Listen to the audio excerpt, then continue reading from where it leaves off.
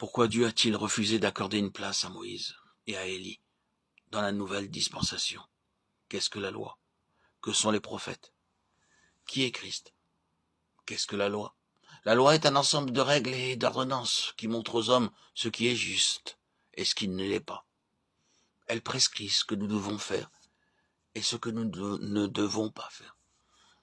À partir du moment où vous savez ce que la loi requiert de vous, vous n'avez plus besoin d'aller vers Dieu pour le lui demander. Sous réserve de faire uniquement ce qu'elle vous dit, vous n'avez plus besoin d'être en étroite relation avec lui. C'était là l'état des choses dans l'ancienne dispensation. Mais un tout autre état de choses accourt dans la nouvelle dispensation. Le Nouveau Testament substitue le Seigneur Jésus-Christ à la loi.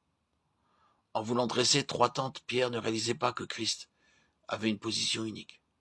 Mais plus tard, il fit part de son expérience sur la montagne. Nous vous avons fait connaître la puissance et l'avènement de notre Seigneur Jésus-Christ. Mais c'est comme ayant vu sa majesté de nos propres yeux, car il a reçu de Dieu le Père honneur et gloire, quand la gloire magnifique lui fit entendre une voix qui disait « Celui-ci est mon Fils bien-aimé, en qui j'ai mis toute mon affection. » Et nous avons entendu cette voix venant du ciel lorsque nous étions avec lui sur la sainte montagne. 1 Pierre 1, 16, 18. Avons-nous vu la position unique que Christ occupe dans le Nouveau Testament? Le christianisme signifie-t-il pour nous Christ uniquement ou signifie-t-il Christ avec de nombreuses autres choses? L'entendons-nous et lui permettons-nous de nous diriger sur le chemin ou bien suivons-nous la lettre morte de la loi? La question n'est pas de savoir ce que la lettre de la loi a à nous dire, mais que nous dit le Seigneur vivant qui demeure en nous. Hélas, la tendance des chrétiens est encore très partisan de la loi. Parce que nous pouvons être en règle dans le domaine des exigences externes de la loi sans avoir besoin de préserver une relation intime avec le Seigneur. Nous pouvons acquérir une certaine sagesse en observant les exigences de la loi, et cependant ignorer celle du Nouveau Testament qui nous incite à connaître celui qui est la sagesse de Dieu. 1 Corinthiens 1, 24.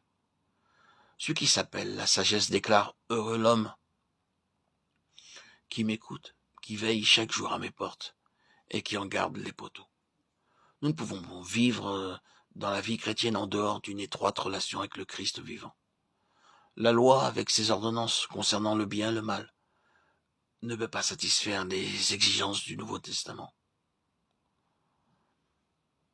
Que pouvons-nous dire donc des prophètes? Pourquoi ont-ils été donnés? Ils ont été levés pour illustrer la loi. La loi indique seulement certains principes de conduite et ne considère pas tous les détails de la vie de chaque jour.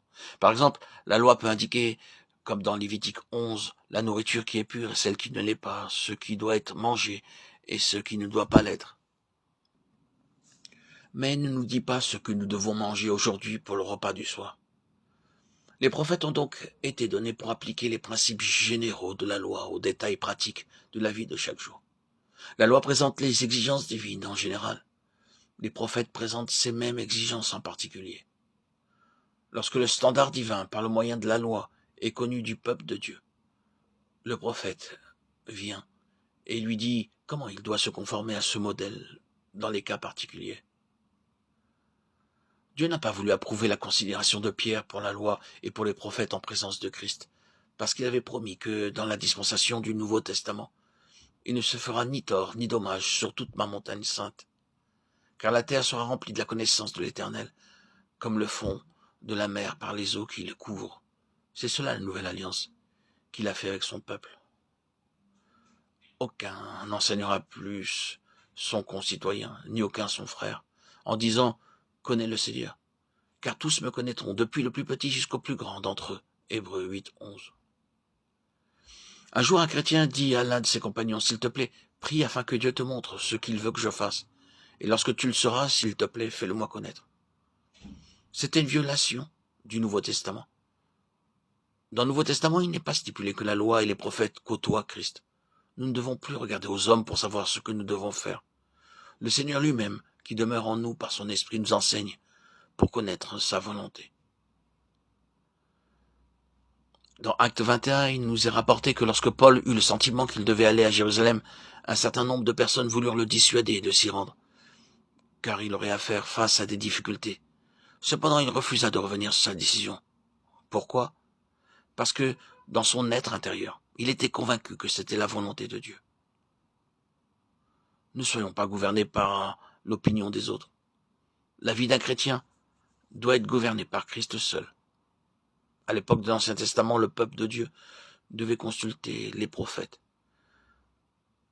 Mais il n'en est plus ainsi dans la période du Nouveau Testament.